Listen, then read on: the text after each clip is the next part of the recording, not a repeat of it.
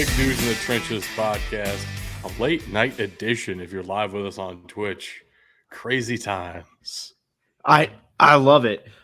I really love it. Dude, football happened this weekend. It was amazing. It was a wild weekend. I am all for it. I can't wait to get into it. Football is still happening, actually. Clemson and Duke is live right now. So we may have some live reactions in here somewhere. You're going to have to deal with it. And you should have been live with us on Twitch. It would have made the experience better. So, Absolutely. I mean, with that, I am getting a whole new rig set up here. Probably within the week. I'm just waiting on the desk. I've got a full PC that my friend is selling me. So we're going to get a full PC, and I'm going to reorganize it so I can have my TV in front of me. That way I can have it on mute and still watch the game as we're streaming. So it's not behind me. Like instead of having to turn around all the time, you're going to join the 21st century. Exactly. Yes. This is wild thinking here. I'm in favor of it. That's great. Good for you. We're going to get there eventually, guys. Come on. In the meantime, we have bottom, week one. Now we're still slightly above it. We have week one to review here. Worth, I think, starting off by just saying it is fantastic to watch football again. I know week 0 happened, but oh my gosh, there were so many games week 1. I forgot what that felt like, and it was great. It was amazing. And there's been a lot of people like, oh, what did we learn from week 1? What did we learn from week 1? All I really learned is that it's still way too early to tell anything. Yes, exactly. And, maybe the SEC is in trouble this year finally. Yeah, exactly. Exactly right. We didn't learn anything, and yet it's perfect time for overreactions. I love it. If we're going to go overreactions, just wait till later, and I'll be all in on the overreactions. Yes, a perfect time to start overreacting very hard. We have plenty of games to overreact to for week 1. Actually, I believe it is like 15 of them. So we're going to get to all those. Might throw a couple others in the mix too, because there were some fantastic games that we didn't get to touch on in our preview episode that are worth a mention. I think it's fair to just say if we start with the rules, might help people follow along a little bit better, which I didn't clear this with Bug and Tug, by the way. I just made this slide and then presented it last episode, and everyone kind of went with it. So there are some rules in here. This is... I mean, I saw it beforehand. I did see it beforehand. This is legitimately your powers as the executive producer. I know. I love that. I love having powers as executive producer. But... the bonus points, the whole ordeal, +1 bonus win on our pick'em record if we have 2 out of 3 good games that we pick for the week. We'll have to discuss those things live on the show. So those aren't embedded into our records on the slides today. We will see those in our records so far where they stand on Thursday, if we get any today, which we might, but we'll have to discuss that live on the air. And then if we can't agree tonight, the idea is that's when it'll go to a poll on x.com/BDT football, where you can vote in our polls and help us determine if we deserve any bonus points or not, because good games are subjective. And there were plenty of really interesting games this weekend that may or may not have been good. There were. I don't want to spoil anything here, but one of us was very angry this week. Yeah, for sure. For reasons. This is how we started the week. This might be a little foreshadowing of what somebody was particularly upset about. I don't know if this is perfect foreshadowing, but it tells us something. I think it's my slide where he got real angry. Let's just get into it on easy mode here. Ranked versus ranked matchups. This does include FCS ranked versus FBS ranked matchups, which is very fun. It's a great addition to the show. I really enjoy this, but also is the easiest picks in the world to possibly make. This is the first 70-point game in Lane Kiffin's tenure at Ole Miss. That was an easy win for Ole Miss over the Mercer Bears. Look, All I got to say for these first two games is I hope the payout was enough. Sure it Almost was. like Well, I actually feel bad for Oregon's mascot. Puddles. 81 points. They had to do push-ups every time they scored. That Yeah. the poor mascot, man. I know, he's totally just got different game, fucking but guns right wild. now. If you're at Oregon right now, you just need to go and see whose arms are just absolutely massive. Because that's And you found probably who him. the mascot is. And so yeah. then they're either on the football team or they are Puddles the duck. That's One of the two. One of the two. And I'll say this too. Mercer ranked number 20 in the Stats Perform top 25 for the FCS. They did not really look like that in week 0 to begin with. So while you might expect maybe a little bit better showing from them, no, this is probably about right. You can say that, but I'll retort with North Alabama actually looked very good in their week 1 I mean, game. that's also true. That's also very And true. Mercer still beat North Alabama. So Yeah. Mercer gave North Alabama half those chances because of their mistakes. yes, Well, that's but why there they is had a some week tune-up game 0 before they went and credit. played Ole Miss. Right. To be the tune-up game for Ole Miss. Needed that warm up to go be a warm up. Yeah, it's perfect. Very similar story for our next game here. SEMO at Kansas State. Yeah, Kansas State was always going to win this one. That was not really a surprise to any of us, but 45-0 is a little bit of a surprise. I thought the SEMO offense was better than that. Maybe the Kansas State defense is better than I expected at the same time. Who knows? Yeah. Well, in contrary to popular belief, the reigning Big 12 champion is Kansas State, and Right. they came out ready to defend their title against SEMO, which, whatever. It's a great start to the campaign for them. They let Kansas State SEMO points. That's what they let happen. That's weekend. that's exactly what happened. And then we got to the greatest game of the weekend, at least as far as rankings are concerned. Number 5, LSU, basically visiting number 8, Florida State. A lot of hype around this matchup for good reason. A lot of very strong hype around both of these teams and their possibilities to go on and win their conferences potentially. But man, Florida State came out and really surprised me. You gotta say, it wasn't that. I was gonna say it wasn't that clear from the beginning. I missed the first half, but when I had a hockey game, but when I got my truck and I threw it on, at halftime it was 17-14 LSU in the lead. Well, I saw the first half. Florida and didn't see the State then second turned half, around so I and guess put we up. can piece together the rest of the game together. And the first Florida half State was came really out in the second awesome. half, put up. But yeah. Florida State came out in the second half, put up 31 unanswered, and I gotta tell you, that last point scoring drive they had was filled with hatred. That was a statement drive of we're here, don't mess with us. We'll see how long it holds, but that Florida State team looks really good this year. That's FSU making a statement of FSU is finally back. That's Mike Norvell making a statement that he was the right man for the job. And there's been discussions about is he the right guy for the job? A lot of FSU fans wanted Deion Sanders until he, for all intents and purposes, completely shit on Florida State and said absolutely fucking not. And then they just begrudgingly accepted that Mike Norvell was going to be their coach. They had to be patient, obviously, with the recruiting, him getting his guys in there, getting his team in there. This team, compared to whatever the hell Brian Kelly has down at LSU, is light years ahead of them. I'm glad you brought up Brian Kelly, because if we're going to start with the week 1 overreactions, I got to ask, is Brian Kelly's seat heating up? No. The knock on him was always that he couldn't recruit, though. I mean, that was always the knock on him at Notre Dame, too. Yep. Right. And I'm saying this is not a Brian Kelly recruited team yet. And there's still a very real possibility that LSU wins the SEC. Like, we're making this out to be a huge, definitive statement that LSU sucks, apparently.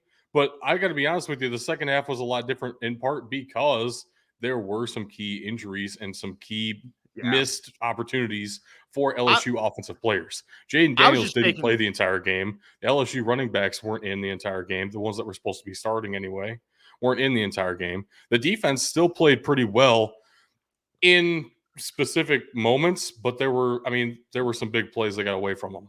And at some level, you're going to play offenses that get big plays on you. If you can't score more than 40 points in a game, you're not going to beat the best teams in the country anymore. That's just the way football works now. So the offense not being healthy for a pretty significant part of the second half, honestly, is a massive reason why LSU actually lost this game. I will say, too, the offensive lines for both teams looked like they struggled a bit out the gate. And I think we usually see this. Offensive lines tend to get better as the season progresses and they play together for longer. So there is a very strong possibility that LSU is a lot better in 4 weeks than they were for this game. And part of that for injuries, part of that just because we need the offensive line to get some cohesion. Yeah. No, I was absolutely just taking the time. I don't think it is either. I think if he struggles to get to a bowl game or doesn't end up in the top 3, because the SEC still has divisions, top 3 of the SEC West, I think it will start heating up. I think it's way too early to call that myself. But I was playing into the week 1 overreactions because everyone's doing it. It sounds like it's kind of fun. My week 1 overreaction is fuck you guys. I only picked LSU because Florida State was taken by both of you suckers, and I didn't want to get memed. I wanted to take FSU, and that's going to be a recurring theme on this show today. Well, fuck you guys. I'm not playing by those rules anymore. I'm just going to pick who I want. That's how this is going to work, and we're going to get memed and fucked on. And it just is what it is. Well, we didn't get memed in this next one. Yeah. Miami, Ohio, the only confusion there was that Miami, Ohio was going to show them who the real Miami was. Right. Except they did. It turns out. They did. They let the U know that they were the real Miami. Right. And the U said, yeah, but we are the Miami now. They looked him dead in the eyes and went, we are the Miami now. No, it's a series we've always been the U's Miami, never let's lost. be real. Yeah. Yeah. But it is a fun semi-rivalry that we still like to call out because it's the Confusion Bowl. It's fun. Yep. But yeah, it was definitely going to be Miami, Florida, not Miami, Ohio. And we picked Miami, Florida. And Miami, Florida won. So makes sense. Easy enough. Next up, the Battle of the Carolinas. You went with South Carolina, Bug. And I really felt where you were coming from, and I was close to picking them, but I just couldn't get over UNC's offense. I didn't trust that South Carolina offense to deliver the same way. What did you see out of Spencer Rattler that made you want to pick them to begin with? Not a shot. That sounded like I was taking a shot. No. I just feel like Spencer Rattler has been through it and was in a better position, especially being at home in a big rivalry game. Figured that'd give him a little bit of an edge, and it was close for a half. And then UNC just came out and dominated the second half. I gotta say, I don't have the Clemson Duke game up right now, but I'm kind of curious if UNC is going to be a real threat to Clemson this year in the ACC, and for that matter, FSU. I don't know if I would say that because there's no way that UNC puts up 9 sacks a game. This game did not go the way I thought it would. Spencer Rattler actually played a lot better than I expected him to, but his offensive line is a straight sieve. Turnstile, 9 sacks in a game is absolutely brutal. That's where you get that 14-point difference from. Well, and let's face it, really bad because the defense has 11 sacks, so to finish the game with only 9. God damn it! They had 20 sacks on the game at the end of it. How's that? Well, and let's face it. North Carolina is a men's basketball school. South Carolina is a women's basketball school. Neither of these schools are good at football, so the fact that we were even talking about this game is kind of crazy to me. Okay, hater. It's not me. For once, so far this season, it is not Tug being the hater. For the first time. We'll get to a Pac-12 game here in a minute. Or Pac-2. Are we calling it the Pac-2 now? No, fuck you. Yes. You mean the conference that went 11-0 on the weekend? Yes. Man, I hate this podcast sometimes.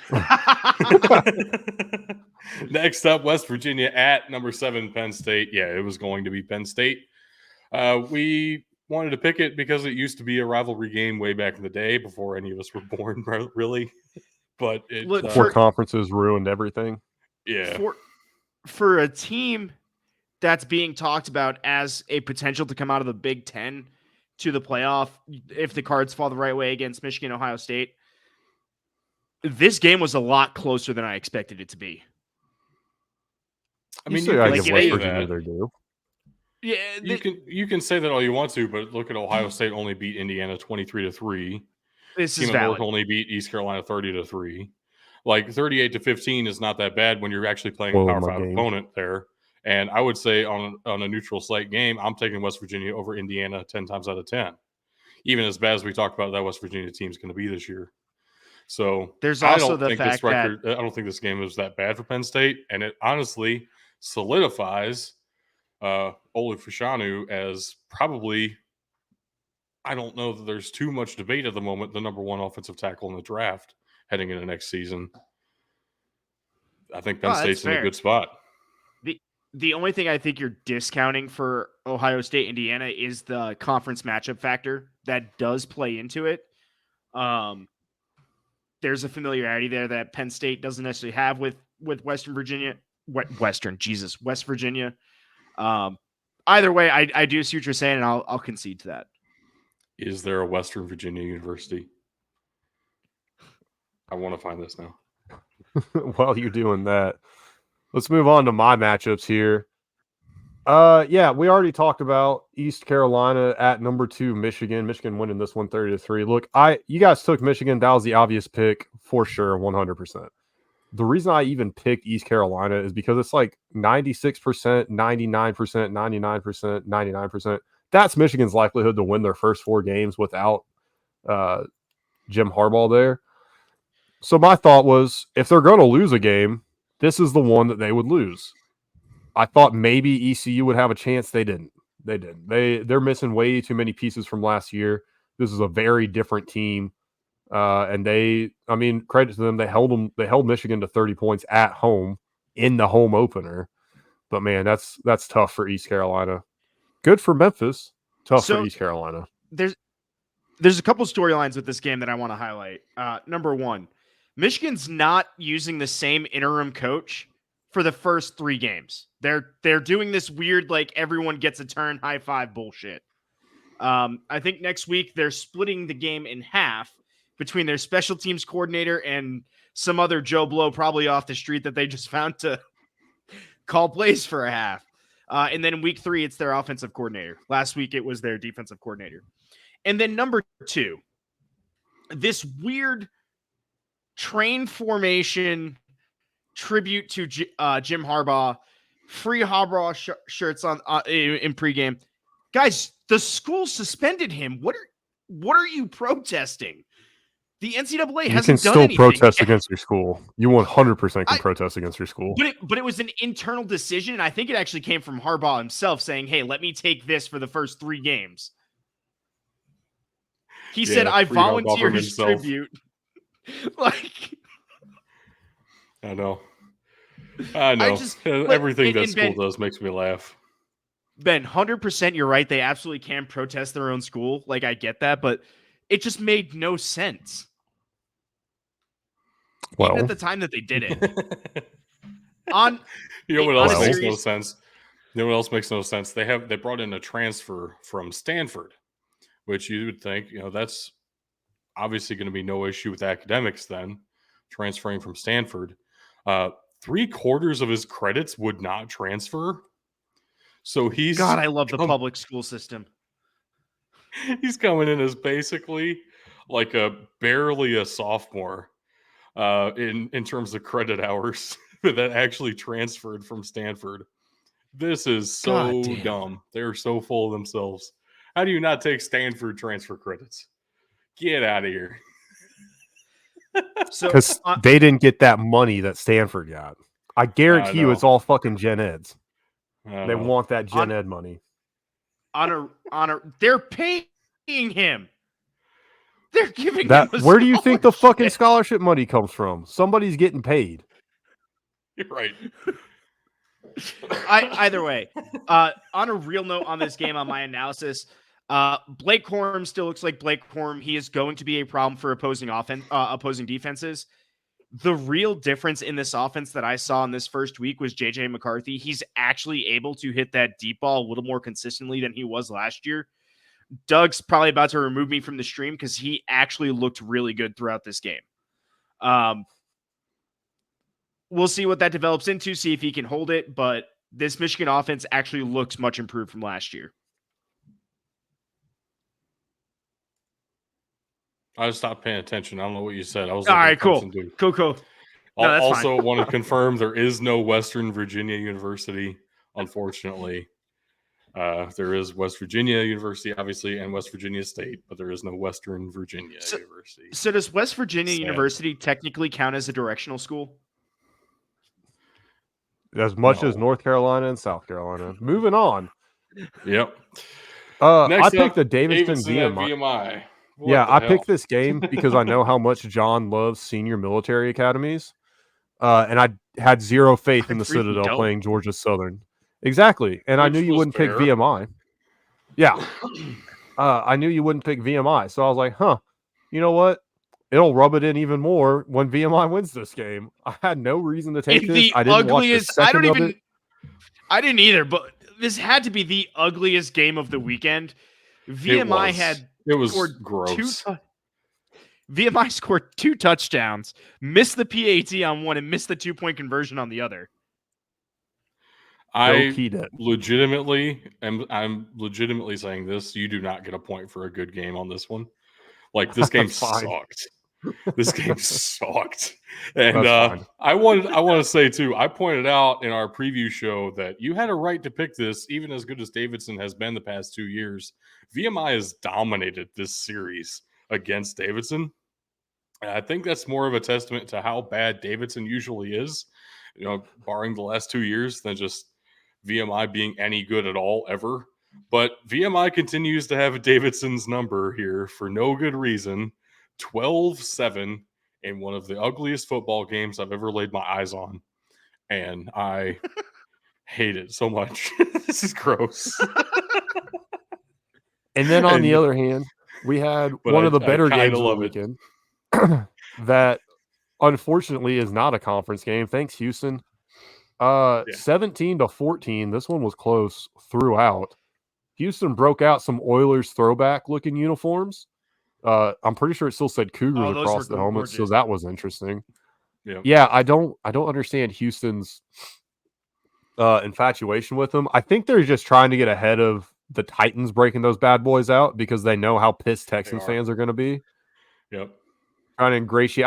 I do think it's a good marketing ploy too. Like, get the city of Houston behind you a little bit more, especially now that you're in the Big 12. Well, and they did look good. And it looked good. It looked clean as shit. But man, UTSA holding you that close. I don't know if this says more about how good UTSA continues to be or how much Houston still has to improve. Because let's face it, last year, they were not good. They were magically able to turn their season around to be respectable at the halfway point. I think they're probably on the same trajectory as they were last year. And it's going to take a couple losses and they might fall apart again. So I'm going to go ahead and say that this is not about Houston being better than UTSA. This is about UTSA shooting themselves in the foot the entire game. Frank Harris had 3 interceptions. They turfed a ball, turned it over to Houston. Houston wins the turnover battle 4-0. I think they only got 14 points off of turnovers. And hey, what do you know? They only scored 17 total. Houston is going to be in for a rough year based on the display I saw. They're not going to be able to get turnovers at that rate the entire season, especially not against the level of competition they're going to be playing against. So we're looking at maybe 28-3 UTSA without the turnovers. Yes, it's probably. I think that's real. I also picked Houston for this one purely to avoid the meme, and this is the only one that I lucked out on for that. I had no right to get a win here. I was legitimately torn about this, but I hate Houston, and I wanted UTSA to win. I wanted the American Athletic Conference replacement to beat the team that just left, and man, they should have. They absolutely should have. Right. This was in conference for both UTSA's schools. hands. Yeah, definitely was. And the same as last year, right? Like it was a 3-point game last year as well into multiple overtimes. So these programs are basically the same thing. The Big 12 should have grabbed UTSA. Yep. I agree because I think UTSA's trajectory is better. All right, so before we push to the next slide, do we want to talk about where we grade these games? I don't get any points. I had one good game, and that's like marginal. All right, as long as we all agree I thought that was kind of a foregone conclusion. It was never stated, though. We need to say it. Yeah, UTSA Houston was good, I think. Other than that, no bonus points awarded. Next, for my matchups of the weekend, I tried to do something here. So South Alabama at Tulane, there was a lot of reason to go into this expecting a stylistic battle, an interesting matchup of strength on strength. South Alabama's returning, I don't remember the exact number. It's close to 20 starters from their entire team last year that won 10 games. And Tulane is returning less than a handful of starters. Problem is, one of those starters is Michael Pratt, who's a really fantastic quarterback for Tulane. So that certainly helps the Green Wave here. Also, it was at Tulane, and it was a fantastic environment. One of the cleanest looking fields in all of college football, for the record. Like, that big logo on the middle of the field looked awesome. And yeah, Tulane did end up winning this one 37-17. It was closer than that in the first half, but man, Tulane definitely pulled away. And I understand not calling this a good one at the end there. But man, I had high hopes for South Alabama. I've seen South Alabama struggle enough against bigger opponents, bigger schools, quote unquote. I was not going to give any sort of credence to South Alabama in this one. I went with the gut. The gut held. Fuck you. Second up, Incarnate Word at University of Texas, El Paso. Second week in a row, we're talking about a UTEP game. And UTEP. Never again. This is a new podcast rule. Never again. I cannot make that promise. I legitimately picked UTEP. I had UTEP in the slides here for the entire week until we decided to move the podcast from Thursday to Friday to watch some Thursday night week 1 football. And then on Friday, I changed my pick to Incarnate Word because you guys convinced me. Like, you both picked Incarnate Word without hesitation. And like, I'm looking into it and like, yeah, it certainly does feel like a good upset opportunity for the FCS. And oh my gosh, I am very upset about this right now. My gut said UTEP, and I just couldn't go through with it for some reason. And this slide looks terrible now for me. I hate it so much. So we're about to it's gonna look better for you here in a second. We're about to talk about a very one-dimensional offense, but as it turns out, UTEP has a very one-dimensional defense. They're really good at stopping the pass. They are not good at stopping the run. Which is exactly why I wanted to pick them. It's essentially what happened here. Yep, sure is. Hey, this team They're is really good at the one passing. thing I knew they were good at, and Incarnate Word did the only thing that I thought they would do, and I just decided against my own better thinking here. But did Praise Amawale get his I don't even know, man. I didn't want to hurt myself further by digging into the stats here. I know that Zach Calzada did not look good. The defensive line felt like they were all over it, and I'm sure Praise Amawale was a big part of that, but I didn't want to. It was one of the 4 games that I had on at one point, even though I was at my grandparents' house, and I felt bad because it's my papa's birthday weekend, and I was supposed to be hanging out with him, but I was also watching 4 games sneakily, and I noticed that UTEP was whooping Incarnate Word's ass, and I just had to move away. That's this what reminds me of something else you were doing a year ago while sneakily watching football. Yeah, at a baptism maybe. There have been multiple occasions where I should not have been watching football and I was watching college football. Let's just get it out of the way. It's a thing you have to deal with if you hang out with me. It's my third and final game of the weekend was a Sunday afternoon banger, if I do say so myself.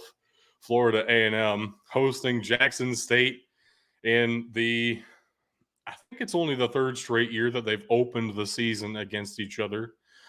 But this game has decided that division of the SWAC for the past 3 years, Florida A&M and probably Jackson will State continue have to gone on do to win. so. I know. It certainly feels that way. Florida A&M came out to a dominating start. It was 28-0.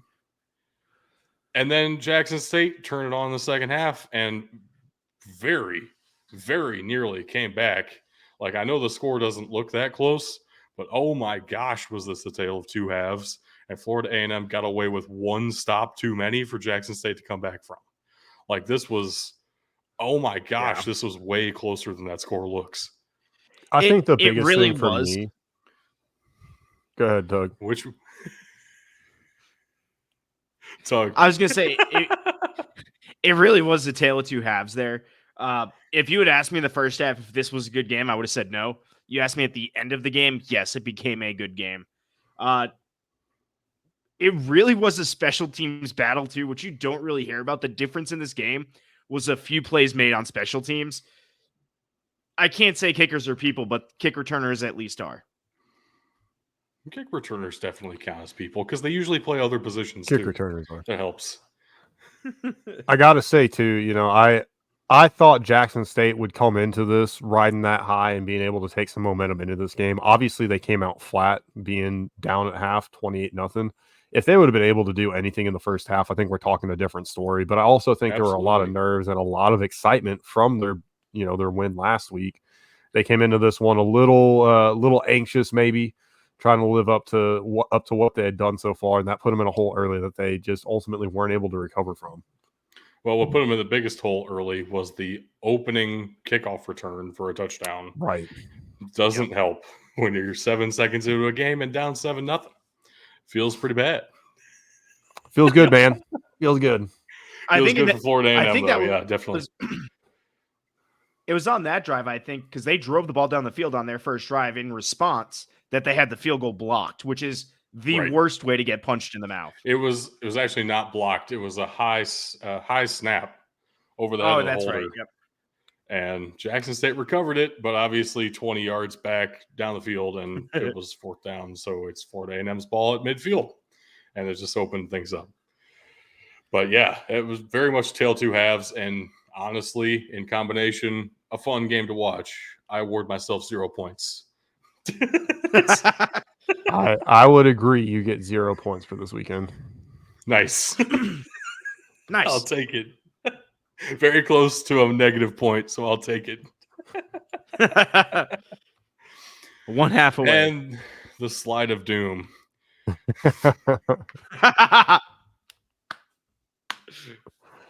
Why would anybody take Colorado over TCU? Why? Like, because TCU is overrated as shit. Yeah, so I have an entire basically novel that I could go in on this. You guys see it in the notes. I don't need to say all of that, but here's the reality. Colorado is a bunch of transfers.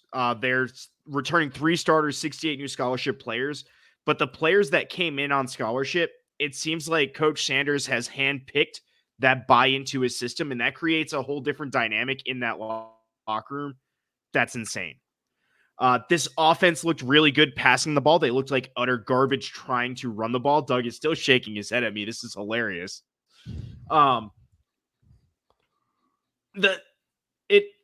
They can pass. They cannot run the ball. This offensive line, you can see the lack of cohesion that Doug was worried about in the run game.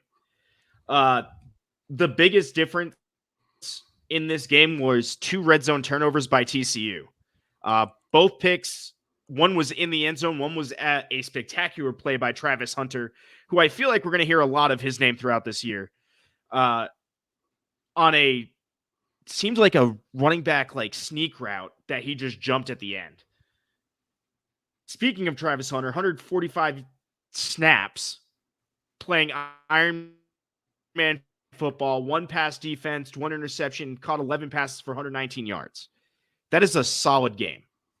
And then Shedeur Sanders was just out there setting school records, got 4 different receivers up over 100 yards. So again, they can pass the ball, they can't run the ball. One of those, in fact, was their running back, was one of their receivers over 100 yards. TCU looks like it's a new team. And I thought they were ranked too high at 17. I think they're going to drop out now, but it seems like they're searching for that identity, and TCU has been known to do this where they have one really good season and then they kind of just fall back into above average mediocrity. That's my take on this. This was a fantastic game to watch, though. It had all the highs and lows, regardless of what team you were cheering for. Yeah, I'm not going to spend a ton of time talking about this game because there's not a ton left to say. I'm going to look forward to the next game for Colorado, which we're going to talk about on Thursday because it is a rivalry game. I'm still very confused how Colorado's home opener against a very mid Nebraska team yet again. Nebraska's still the favorite, especially after the showing Colorado just had against the number 17 I saw team the in the line country. open at negative. I saw the line open at -3 in favor of Colorado was favored. That's impressive. That's probably just because everybody's throwing their fucking money at Colorado. I hate this. Let's move on, please. All right, let's move on to another game that Doug picked wrong. Legitimate point for TCU, though. One of the reasons that I did pick TCU is Chandler Morris beat Max Duggan out of camp last year. Yeah. So I expected that Chandler Morris would play better than Max Duggan did at the beginning of last year. And it turns out that Max Duggan was special for no good reason at the exact right moment, which happens all the time in college football. I just didn't want to believe that's the only thing that it was. And so Chandler Morris kind of wrecked me. That's what happened here, in my opinion. That's all I can say. Without those turnovers in the red zone, TCU would have won this one. So I blame it on my faith in Chandler Morris and nothing else. Legitimately, nothing else I got wrong. Let's. I blame it on your faith in Chandler Morris too, for what it's worth. I'm fine with that. One last thing before we press in the next game, Ben. I looked it up. The line did open in favor of Nebraska. It is currently -3.5 in favor of Colorado, though. It literally, The if you line has moved. If you follow sports betting at all, everybody and their brother is betting Colorado for this game, so that's what's moving the line more than anything. Yes. All right.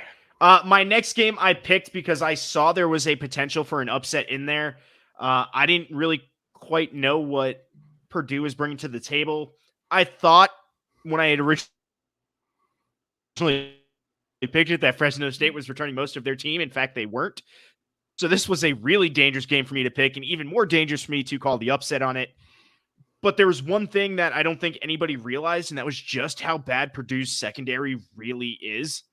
I was talking about how South Carolina has turnstiles for offensive line, and look, I don't even know the analogy to go with, but Purdue's secondary cannot cover anything.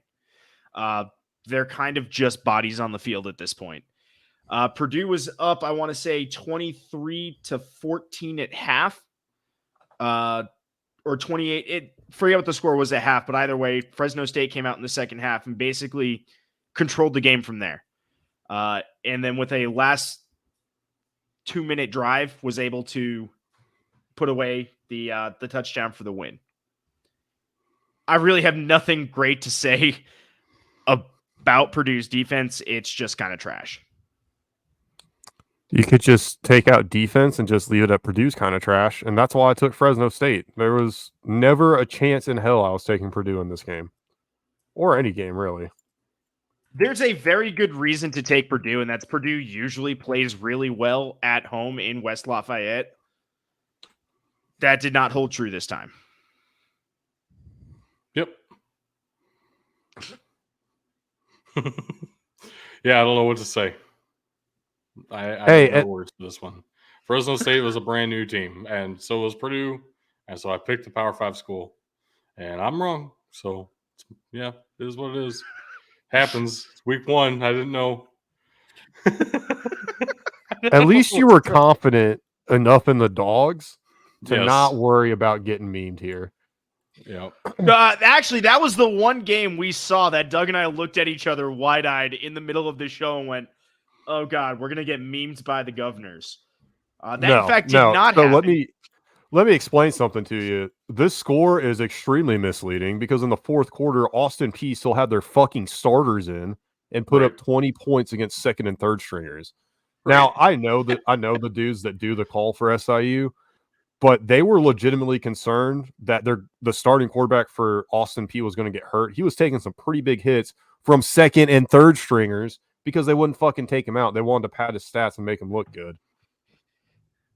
And oh my god, yeah, he lost fucking ridiculous. 26. So yeah. I expected more out of Austin Peay this year. Again, this game told me more, I think, about Austin Peay and what we expect out of them this year than it did about the Salukis, because I knew the Salukis were a good team. They're going to be in that playoff hunt. Whether they get in or not, I don't know. They're coming out of the Missouri Valley, so it's going to be a tough road. But I thought Austin Peay was also going to be in that playoff hunt, which is why I took this game. I thought it was going to be a good, hard-fought game. In fact, it was not. This was all Salukis early in the game. I think it was down to 5 minutes left in the first half before Austin Peay finally put up their 11th yard of offense. Absolute domination by the Salukis in this one. It wasn't even close. Blew the doors off them from the beginning. That's a great stat. I love that stat. It took them 25 minutes to get 11 yards of offense. They were doing something, I'm telling you. They got there eventually, though. They sure did. And if you want to see something really cool, go check out our Discord. SIU did score a touchdown in the fourth quarter. It was by freshman Caleb Wagner, who broke Derrick Henry's single game rushing record in Florida high schools with one arm. He was born without his lower left forearm and hand, and he is an absolute monster of a running back. The fact that he can hold onto the ball better than half the running backs out there in college tells you a lot. You need that good technique, hold the ball properly, and don't drop my damn baby sister now. Hold it high, baby. There it is. All you need. I do want to shout out there are a couple of other fantastic games. I guess before we go there, we should look at the overall record. I guess I'm avoiding that mostly because I sucked this week. Also, it's all your fault, and I was trying to play the game too much and avoid getting skunked, and I will not do that again in the future. If you guys both say something, I'm just doing it anyway. Because are you angry? I am very angry. Very angry. Ben, are you very calm? Yeah, I remember looking at this. I actually went back to our picks more times than I did to different games. Just the nature of my work schedule right now, and I was kind of sweating. I was like, I think I'm still gonna be in a pretty good spot. But man, you made up all that ground already to tie me up. And hi, Doug. How's last place feel? Feels good, doesn't it? Fuck you. Feels like ass. Hold on, is anybody getting any bonus points this week? We didn't talk about that for you, did we? I'd say you get 1 point. Colorado, TCU, Fresno State, Purdue. Those are both. I'd say those are both good games. I'll give him a point. I think he gets a point. Moves Tug squarely into sole possession of first place. Better savor it, buddy. This is the last time ever in your life. But it happens. For future reference, just so we don't get confused, like where the fuck did he pick this extra game? Let's just put our records and then +1, and we can add that to the wins at the end of the year. Yeah, sound good? Cool. Yep. We kind of made this up on the fly, so I was like, I really don't want to be like, why the fuck did he pick one more game than us last week? Because I know I'll forget by Thursday. Yep, definitely. Before we go to the players to watch, I did want to shout out a few other games that we don't have slides for, but were very awesome to watch. One conference game in the ACC was fantastic Friday night. If you guys did get a chance to watch Louisville against Georgia Tech in the Aflac kickoff game, holy smokes, what a roller coaster of a game there. Also a tale of two halves. Very much so. Really, for Georgia Tech, a tale of a singular quarter and then 3 other quarters. It was they put up 28 points in the second quarter and 6 points the rest of the game to end up losing 39-34. Oh my gosh. What an opening performance for Jeff Brom and the Louisville Cardinals. I'm just laughing at you and I with Georgia Tech in the first quarter. Wow, this Georgia Tech team really looks good. Us in the fourth quarter. Never mind. Take it back. Yep. Nope. Yep. Never happened. They fooled us. Never happened. Don't believe the lies. A couple of very close, almost upsets for the FCS over the FBS. Almost. So close. Rhode Island was a bad spot away from getting a legitimate shot to take down the Georgia State Panthers. Yep. Really, they gave Georgia State a first down when there was that much room between the ball and the chain. And brutal 42-35 for Georgia State there. Got a little hometown bias, I guess, from the refs. Yeah. Marshall put up a fourth quarter touchdown to survive the University of Albany. The Great Danes had the lead and looked pretty dang good doing it. Which would have been so fucking funny. Than we assumed. After last year, when Marshall comes out and beats Notre Dame and was the spoiler last year, this year to get beat by fucking Albany. Oh my God. But it was all Rasheen Ali, as we had talked about for Marshall in our preseason previews of the Thundering Herd. Rasheen Ali is going to be the driving force there, or the running force there, I guess you could say. Also, Maine lost by 2 to Florida International. Florida International actually won a game. Good job. That was impressive to even see Maine performing that well. Forget the fact that Florida International won. I don't know. Definitely. That is not a good look for FIU to have Maine that close to you. Let's be real. I think that's the takeaway. No, Maine's not a good team. No. A couple other really close ones that probably shouldn't have been. Toledo against Illinois at Illinois, 28-30 was the final score there. Wow, Illinois definitely lost some on that defense. They got very lucky is what happened. I really thought Toledo was going to take it. Yeah. Ended up with a final field goal to take the lead. Toledo missed a 2-point conversion at the end there, and Illinois just kind of snuck away with one. Hey, they don't ask how, they ask how many.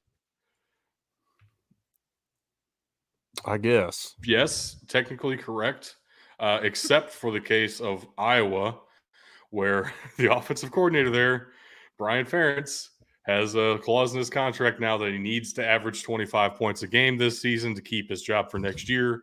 Guess how many points he had against Utah State? 25. 24. He missed it by 1 point against the Utah State Aggies. Did he get fired? He's so fucked. Not yet. So here's my question. Has Iowa ever? Yeah, probably. Maybe. When he gets to mid-season and mathematically will not make it, will they fire him then, or will they at least have him stay for the full year? I'm sure he'll stay the full year. Yeah. He'll stay the full year. Yep. How about Texas State over Baylor? Longest tenured coach in FBS history, or not FBS history, but I mean in the FBS currently is Kirk Ferentz. Been at Iowa for over 20 years. I think it's 28 now. I mean, he's been there a long time. Some nice upset games from Group of 5 schools against Power 5 schools. Starting with Texas State's first ever win against an FBS Power 5 opponent, 42-31 over Baylor. I will Another say, I think part team of this that was mostly built off the transfer portal, same as we talked about with Colorado, Texas State had the third most transfers in of any school in the country this year. And it seems to be working so far, I guess. So I will say this, though. Part of this for Baylor could be that their starting quarterback did go down with an injury. He's expected to miss the next 2 to 3 weeks with a sprained MCL. So that probably had some factor into it at the very least. But Texas State coming in, taking the paycheck and the W, that's a good weekend. Yeah, I think Texas State got paid a little over $1 million to come in there to beat Baylor And win. Yeah. That's pretty Nice. awesome. Same with Fresno State. Actually, I think that was $1.3 million for Fresno State to come to Purdue this year. Nice, gotta love that. Beautiful. Northern Illinois over Boston College 27-24 in overtime. This is looking really bad for Boston College and head coach Jeff Hafley. I think that hot seat is firing up, very hot. Love it. I think you're right, but that game, again, the loss is what matters out of this. There was something that was Boston College came out real slow. I think at halftime, I want to say NIU was up 24-7. No, halftime it was 7-0. Okay. NIU. At one point it was 24-7, and Boston College stormed back and somehow tied it up. I had seen something on it, but it was 21-7. okay. And then Boston College started to try to come back, and it was 21-all heading into overtime. And then Boston College got a field goal, and NIU got the touchdown. So, very bad look. Awful start to the season for Boston College there. I'd say the first half qualifies as the start to the season. And you got to put that on head coach. You got to script some better drives there, get your team ready to play. Yep. So, bad look there. Also, very bad look for Texas Tech, a team a lot of people had a lot of unwarranted faith in. Yours truly included in that. I thought Texas Tech might be good this year. But then they went to Wyoming, where Wyoming happened to them, and they got Wyoming. Look, I hate it. I hate it, but I love it. There's a ton of stadiums that are hard to play in across the United States. Wyoming is one of the more difficult ones for a completely different reason. They're the highest elevation out there, so what your players think they have in the tank, they really don't. That's actually killed Air Force up there plenty of times, even though Air Force tries to claim that they have the highest stadium. They don't. It's actually Wyoming. Another reason I hate them. But yeah, the altitude change from definitely Lubbock, makes a difference. Yeah, that altitude change from Lubbock to Laramie is nuts. And that's definitely going to have an effect. Next week, Texas Tech, Oregon. For some reason, Texas Tech is going to win that game now. That's just how this works. Wyoming's going to be a Pac-12 champion by default because we're going to say that they beat the team that beat Oregon. You mean the Pac-2 champ? Fuck you. The Tupac champ? This was a double overtime, 35-33. Very fun game that I wish I had taken now, and I seriously considered, but didn't do because I'm an idiot. And then you could have given Tug an automatic loss because you knew he wasn't going to take Wyoming. Yeah, there ain't no way I'm ever taking Wyoming. I know. One other score I wanted to shout out. I know this is a lot, but it's also week one. Got to give us a break here. It's fun. Football's back.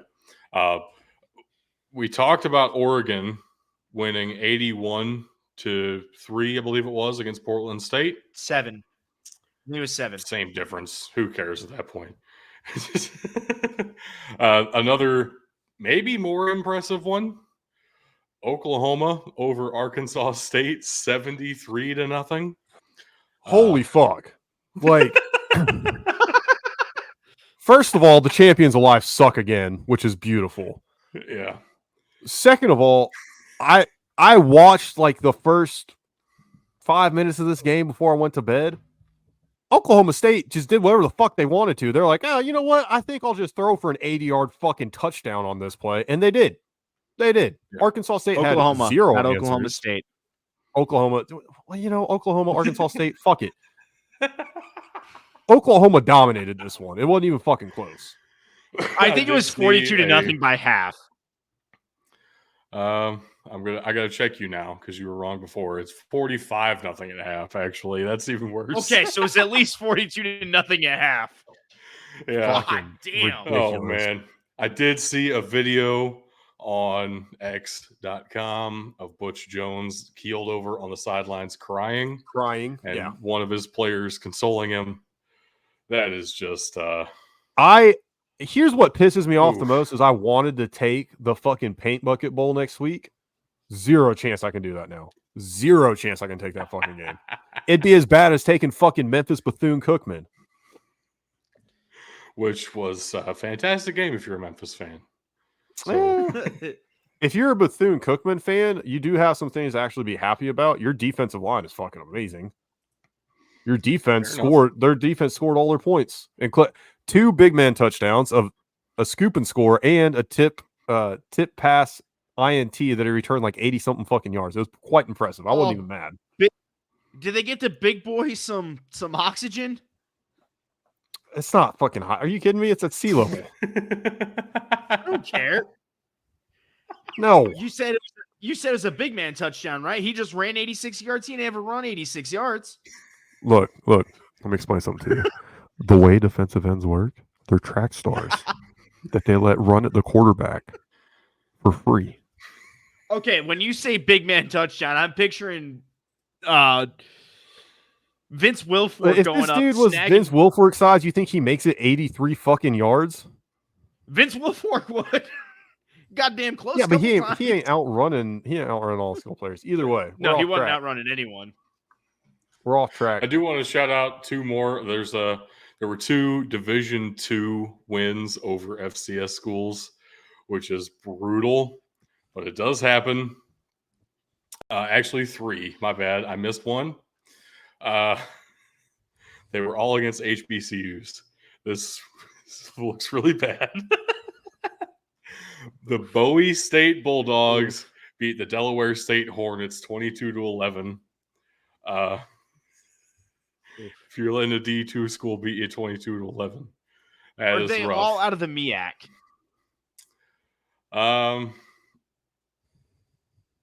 No, they're not. Okay.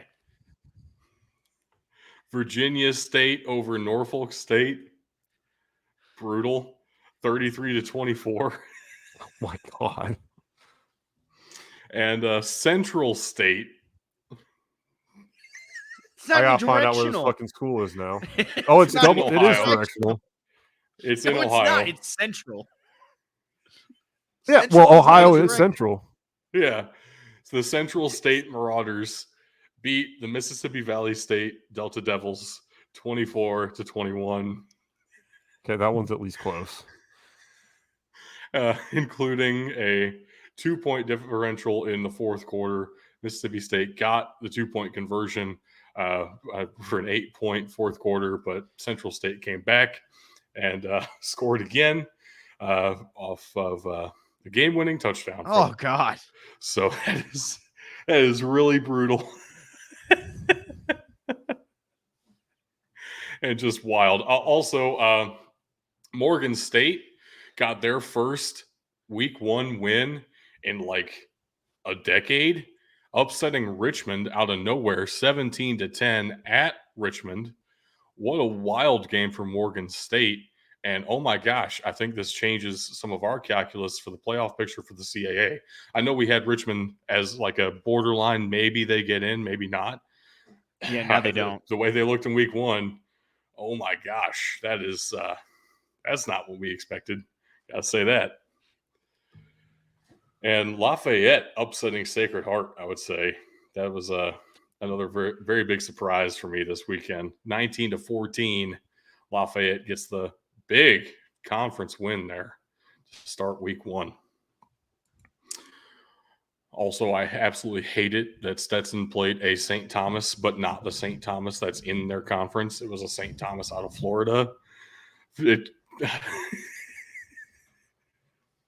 College This football's a isn't high wild school. place. We need to. There can only be one in college. Highlander rules. They gotta chop the deans. Got to try and chop each other's heads off.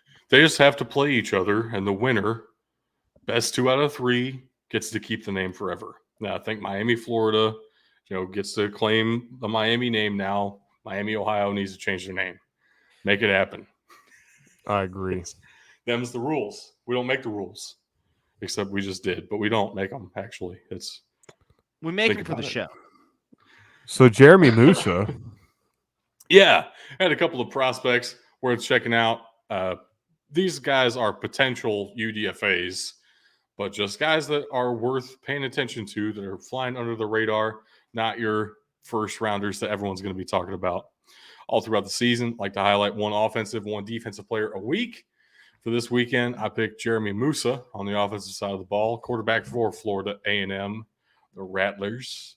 And we talked about it in the preview that completion percentage does look rough, but you have to account for he's playing with some, he's not playing with Ohio State's receiving core here. Let's be honest with each other. Yeah. There were some balls that hit guys in the hands that fell incomplete. Terrible There was one spot. that looked like it should have been an interception because it bounced off of the tight end's hand into the defensive back's hands. Ended up not counting as an interception. Luckily for Moose's stat line here, 2 touchdowns, no picks on the day was his final stat line. I do like a lot of his quick decision making. I liked his ability to read the defense, and his placement on most short to medium passes was phenomenal. One thing that you pointed out, Tug, and what I saw early in the game was the deep ball looks difficult for him, is probably the best way to say that. And he looked best throwing the deep ball when he was off his rhythm, which is a problem, right? If you are too in your head about the deep ball and you can't throw it correctly when you have your feet set and you have the time, your offensive line's giving you some protection, that is just a measure of poor mechanics. I would bet that could be fixed, but it's going to take some serious time. And as old as he is, a graduate senior, has been around college football for a while now. Most NFL teams aren't going to want to put in that kind of time to fix that. Let's be real. I think there is a legitimate shot that he does very well in a spring league. I would love to see him in the XFL, the USFL. But there's not too much opportunity for a quarterback who needs that much development at the next level at this age. Yeah, not right now. And like you said, the spring leagues would be perfect for him. Give him that chance to develop, not on the NFL's time. And especially for quarterbacks, those teams seem to come knocking for those standout quarterbacks out of those spring leagues, even if it is as a backup role or a practice squad or a training camp body. They give them the opportunity, at least to some degree. Oh, definitely. And as the game went on, the deep ball got worse. So maybe just getting into his own head. And with Jackson State coming back, felt like relying on the passing game more, maybe overthinking it. And hopefully we'll see him progress throughout the season as well. Obviously, this is still week 1, so long way to go. But 150 yards, 2 touchdowns, no picks. I'll take that every week, honestly. Not too bad. Yeah. Keep it on the ground, run out some wins. Love to see it. And on the defensive side of the ball, Fentrell definitely went a Cypress little faster the than I wanted second. to. My bad. That's all right. Cornerback for Florida State. I don't have a picture of him on Florida State yet. Probably had some good opportunities for one last night, but I wasn't there. I didn't take any pictures of him, so we'll save that for a later date, I guess. Still got his picture here with the Virginia Cavaliers. He was there for 3 seasons, and as we talked about in the preview show, looked dang good doing it last couple of years. So much so that teams really didn't throw his way when he was at Virginia. They had to. LSU had to last night simply because Fentrell Cypress was on the field. I think, Tug, you were saying he was on the field almost the most of any defensive back, or second most of any defensive back. Yeah, I think he was the second most. He was the outside corner for most of the game, second most of any defensive back out on that field. So you can't just eliminate one side of the field against a good defense like Florida State's. You have to figure out a way to get the ball his direction. So 6 balls were thrown his way. 3 of them were completions, which does happen. Guys cut in front of you. That's football. It's football. Yeah. But he still caused 3 incompletions. I definitely saw one where he got there, like, definitely not a penalty, definitely not early, but literally right on time. Got his hand on the receiver's arm and caused an incompletion. It was a really beautiful play from him. Also, there was a missed tackle. Doesn't count as a pass defense. I know. There was a missed tackle, so there was one big play, and they got some yards on him, but no touchdowns against him. I think this was a good showing, all things considered. Not a perfect performance by any means, but still looked pretty dang good. And for it being his 4th year in college, redshirt junior here, if he keeps this up, honestly gets a little development under him, but mostly just keeps this up, yeah, he's going to the draft and should be one to look forward to. 6 foot, 190 pounds, pretty solid. Yep. Right. All right, overreaction time. What team are we completely out on after week 1? TCU and Colorado. Fuck them both. I mean, out of the matchups we talked about, you have to say TCU. They're the only team we really talked about in our game picks that was ranked, that weren't in the FCS. You got to be out on them. And again, it's a lot of what you and I were talking about, Ben. It's a lot of what we were expecting. It is a small rebuild process. Maybe they can find their feet. That defense still needs a lot of work like it did last year. That's what burned them against Georgia. It's what's burning them here. So we didn't pick this game, but it's one we talked about a little bit. I would be more out on Baylor. TCU had the tall task of going up against a Colorado team that's had all this hype and had all the, everything around them. They were going to come out with a little something extra into that game, even with TCU coming off a national championship runner-up season. They did lose a lot. That argument. I'm tired of hearing. I tried not to bring that up today because that's all I've been hearing is Coach Prime did this against a team that went to the national championship last year. No, the uniforms are the same and the school is the same. The team is so different. I said that. I said they came off of that, and then you interrupted me. I've heard he was complaining about this to me for 2 days, so I'm sure he has. They came. You're right, though. They came off of that. The team is completely different. They had a lot to live up to. Both of these teams had a lot of pressure going into this game, but I would say more of Colorado's pressure has been positive energy going their way, which, that's kind of lame to get into. But at the same time, there's not this, oh, what are you guys going to do this year? There is, man, the sky is really the limit for you guys. Whereas TCU, I still think they're a fine team, but, man, they had big shoes to fill after last season. Go look at Baylor, though. I don't know what's been going on with them the past couple of years. They've kind of been an enigma. And then to come out and lose to Texas State, maybe this is something that says more about what Texas State's going to do this year, because they've certainly felt like a team that has needed a win like this to propel them into having a good season the past couple of years. But, man, I'm very nervous if I'm a Baylor Bears fan. Definitely. There's already been talks I've heard that said Dave Aranda's seat's heating up. If we're opening up football in Texas, if we're opening up games that we didn't pick, I'm out on Arkansas State. It's a tough decision, man. They just don't have it this year. Out on them. Ass every fucking year. I'm out. I'm also out on Army losing to Louisiana Monroe 17-14. Bad look. For the FCS level, I got to say I am completely out on Davidson. We had them as a potential to make it to the playoffs simply because they had a shot to win their conference. Even if they do, they're not going to be anything in the playoffs. unreal how bad that team looked against VMI, and VMI is not going to be good. So Davidson, I am 100% out on, even though I was only in by like a hair on my toes. Like, I didn't think they were going to be good to begin with, but man, this is worse than I expected. Is there any team that shocked you that you're now in on? Yeah, definitely fair question. Got to ask the inverse. I think the one people are going to be talking about the most is Florida State, simply because of that statement they put up against LSU. A lot of people didn't expect it to be that decisive, even if Florida State was picked by, both of you, and I know several others were picking Florida State to win this one. I think that's a huge statement there.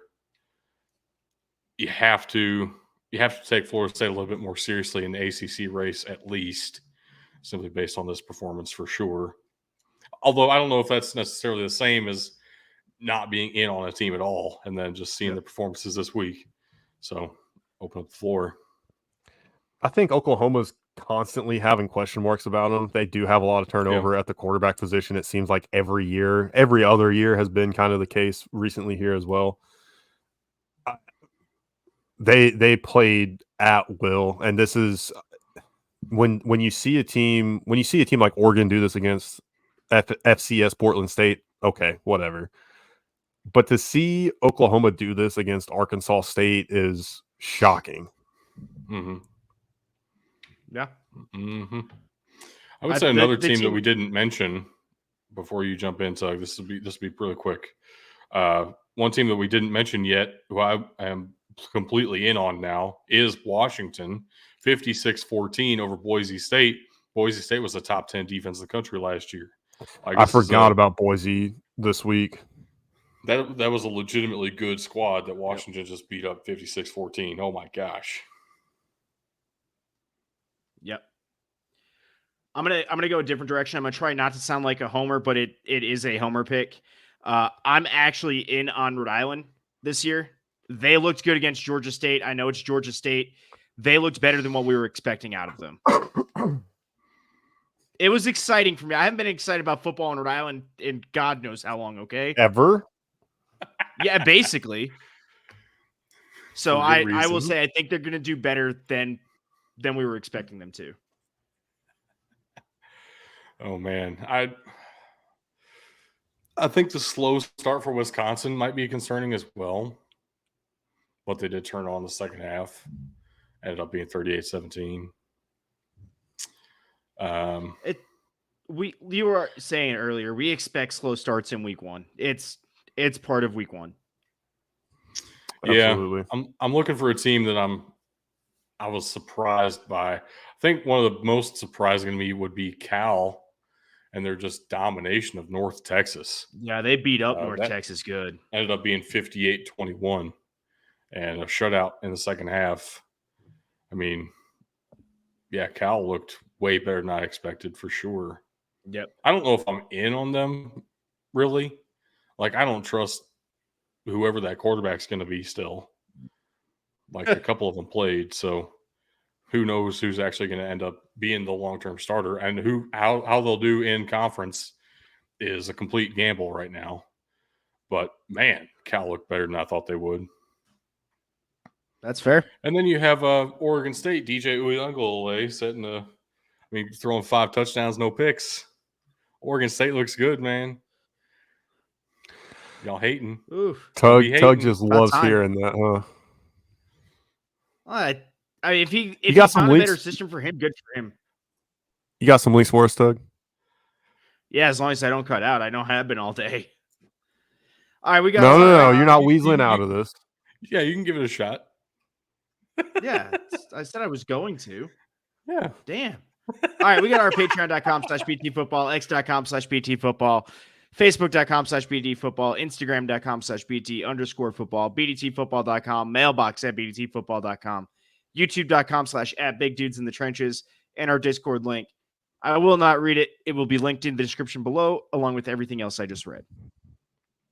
X, also known as Twitter, because I'm never going to not call it Twitter. I don't care what Elon Musk decides to call it. I'm really trying to call it X, and I'm struggling most of the time. So it's the proper branding. I know, but it does suck. Also, Duke just took the lead, 13-7. Yeah, if you saw my very interested face a while ago, that's what it was. Yeah. That's so maybe it's going to be Duke, UNC, and FSU in the ACC race this year. We'll see. I'm okay with that. Maybe Duke Louisville, Georgia Tech are way better than people are thinking. Maybe Louisville will be up there too. Who knows? I doubt it, but maybe. But maybe. Who knows? Next year it'll be SMU up in there. Stop it. Yeah? Yep. All right, folks, we got to get out of here. It's devolving quickly, but man, what a great podcast before this moment. Wow, what a great podcast. Oh, man. All right, see you, folks. See you. You going to take us out? All right, ladies and gentlemen, that's all the time we have on the show today. Thank you for watching and or listening. Just remember, you can't win a game if you can't win a thing.